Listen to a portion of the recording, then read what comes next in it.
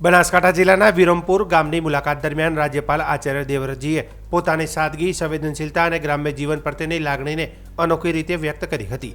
રાજ્યપાલે કન્યા સાક્ષરતા નિવાસી શાળાની સરકારી પ્રાથમિક શાળામાં સાદગીપૂર્ણ રાત્રિ રોકાણ કરીને ગ્રામ્ય સંસ્કૃતિ સાથેનો આત્મીયતાનો નાતો ઉજાગર કર્યો હતો. વહેલી સવારે રાજ્યપાલે વિરમપુરના ગ્રામજનો સાથે સ્વચ્છતા અભિયાન અંતર્ગત જાતે ઝાડુ લઈ સફાઈ કરી હતી. સ્વચ્છતા એ આરોગ્યની ચાવી છે તેવો સંદેશ આપતા તેમણે ગામને સ્વચ્છ રાખવા માટે જનજાગૃતિ ફેલાવવાની અપીલ કરી હતી.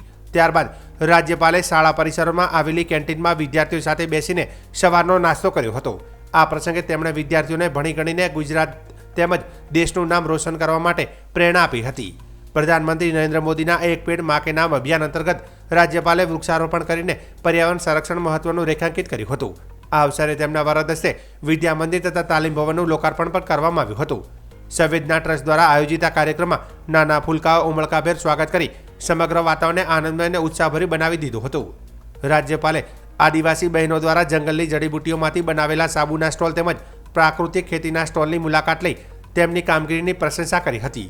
આ પ્રસંગે નિષ્કામ કર્મયોગી શંકર પટેલ પુસ્તકનું વિમોચન પણ રાજ્યપાલના હસ્તે કરવામાં આવ્યું હતું. ખેડૂતો સાથે સંવાદ કરતા રાજ્યપાલે પ્રાકૃતિક ખેતીના લાભો સમજાવ્યા હતા. તેમણે જણાવ્યું હતું કે પ્રાકૃતિક ખેતી સૂક્ષ્મ જીવાણુની ખેતી છે, જે જમીનને લાંબા સમય સુધી જીવંત રાખે છે. શરૂઆતમાં ઘન જીવામૃત ઉપયોગથી ઉત્પાદન વધે છે અને બંજર જમીન પણ ફળદ્રુપ બને છે.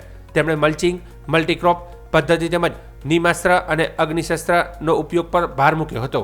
આગામી પેઢીની તંદુરસ્તી માટે પ્રાકૃતિક ખેતી અનિવાર્ય હોવાનું જણાવતા રાજ્યપાલે તાલુકા કક્ષાએ પ્રાકૃતિક ખેતીના ઉત્પાદનો માટે અલગ બજાર વ્યવસ્થા ઊભી કરવાની જરૂરિયાત દર્શાવી હતી.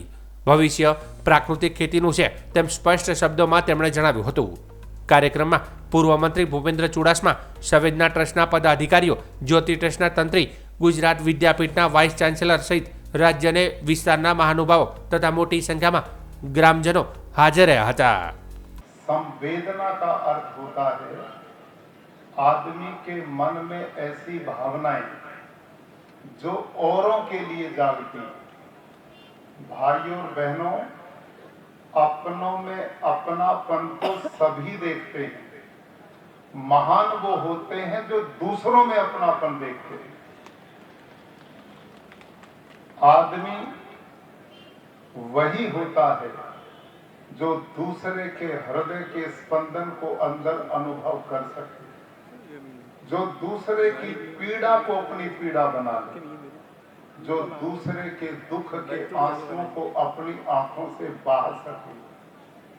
ये काम यहाँ पर ये संवेदना ट्रस्ट का निर्माण करके अभी मैं मंच से पहले वक्ताओं को सुन रहा था. ये कभी जंगल था. जिस समय हसमुख भाई पटेल और यहाँ पर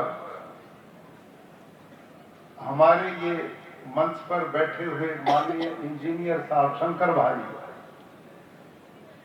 इंजीनियर हैं उस जमाने के, चाहते तो कितना पैसा इकट्ठा कर सकते थे और सुख का जीवन भी जी सकते थे. लेकिन ये वो लोग हैं जिन्होंने गांधी विचार को दिल में स्थापित करके निकल पड़े लोगों के सुख में सुखी और दुख में दुखी होने के लिए. आदरणीय हसमुख भाई पटेल, जिनका परिचय गुजरात विद्यापीठ में मेरे से हुआ, वहां आप ट्रस्टी हैं, गांधी विचारधारा से जीते हैं. इनका पूरा परिवार डॉक्टर्स का परिवार है. धन धान्य की परिवार में कोई कमी नहीं है. लोग धन मिलता है तो मौज उड़ाते हैं, लग्जरी जिंदगी जीते हैं. लेकिन इन्होंने नफासत और नजाकत को ठोकर मार करके कठोरता और संघर्ष का जीवन अपनाया. जंगल में आकर के बैठ गए और ऐसे लोगों के बीच में जिनको उनकी बहुत जरूरत थी. हमारे आदिवासी भाई और बहन जो जंगलों में रहते, उस जमाने में जब वो यहाँ आकर के बैठे थे, न सड़कें थी, ना बिजली थी, ना रोडवेज थी, ना पानी के साधन थे. जब यहां भयंकर अकाल पड़ा, लोगों के पशु मर रहे थे,